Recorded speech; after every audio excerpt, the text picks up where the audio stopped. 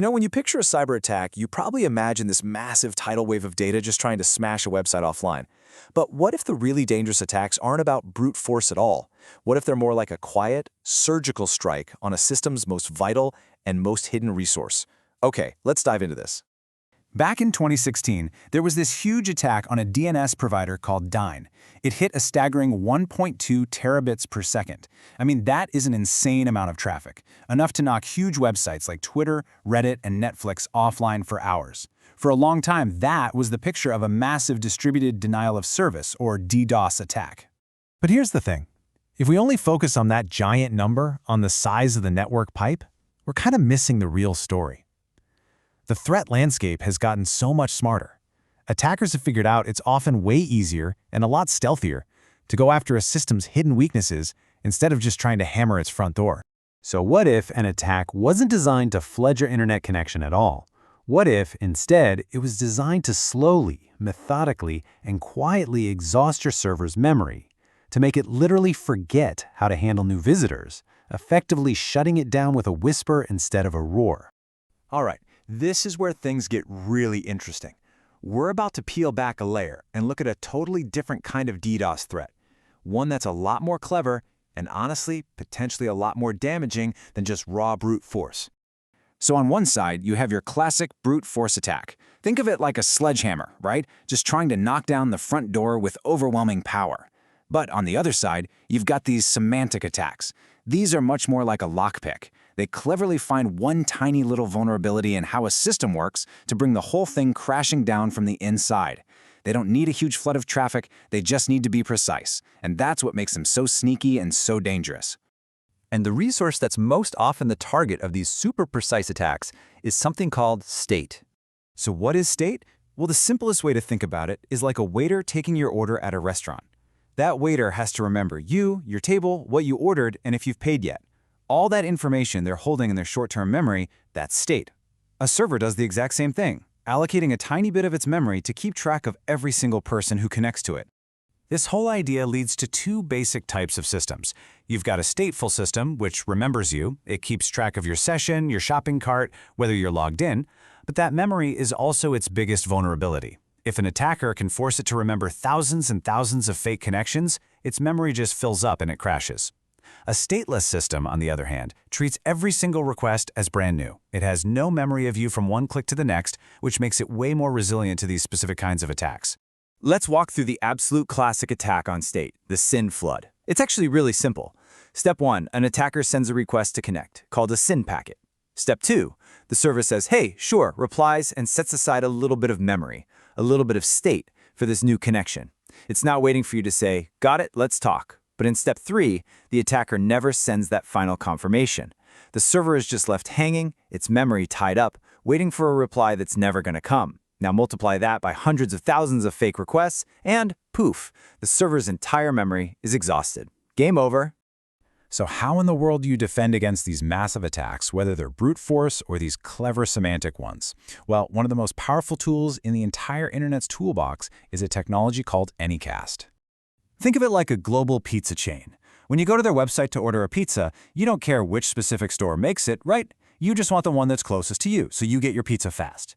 Anycast does the exact same thing for internet traffic. A single IP address, like for a big DNS provider, can exist in hundreds of different data centers all over the world. Your computer's request is just automatically sent to whichever one is closest and can get you an answer the fastest. And what you get from this is this amazing, almost natural resilience to DDoS attacks. Instead of an attack hammering a single central point, it gets smeared out and absorbed across this massive global network.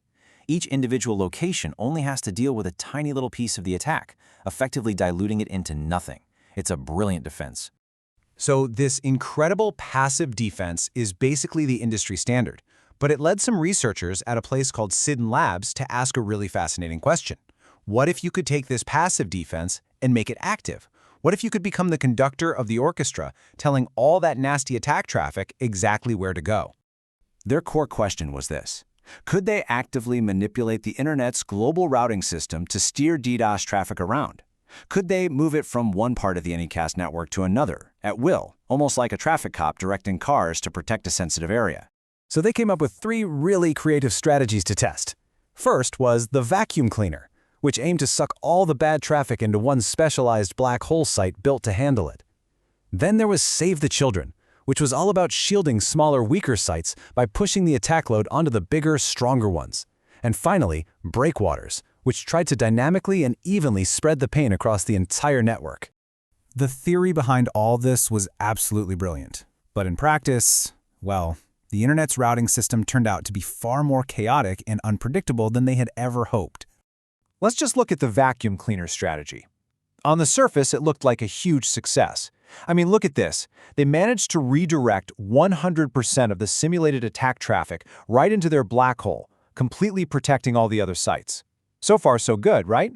But here is the catch. The vacuum cleaner was just too powerful. It didn't just suck up all the bad traffic, it also grabbed about 95% of the good, legitimate user traffic and threw it into the black hole right alongside the attack. So the critical point is, while they did stop the attack, they also made the service completely unusable for pretty much everyone.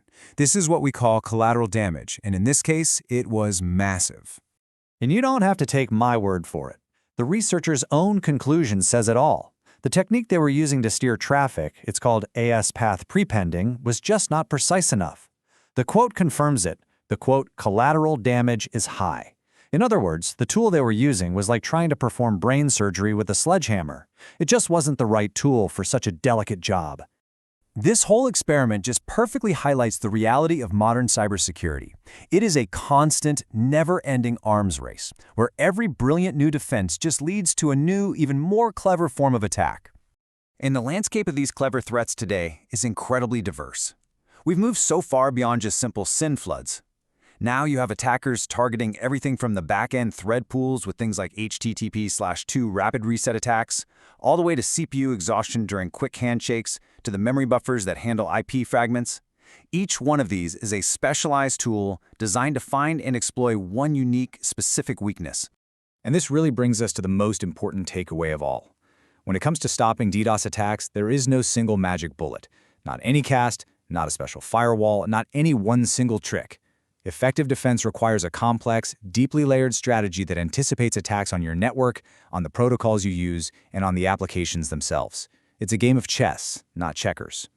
And all this leaves us with a really critical question. As attackers get smarter and their methods become more surgical, the challenge isn't just about building bigger walls anymore. It's about designing fundamentally more resilient systems from the ground up. So, in this endless arms race, how do we, all of us, collectively build a stronger, safer, and more resilient internet for everyone?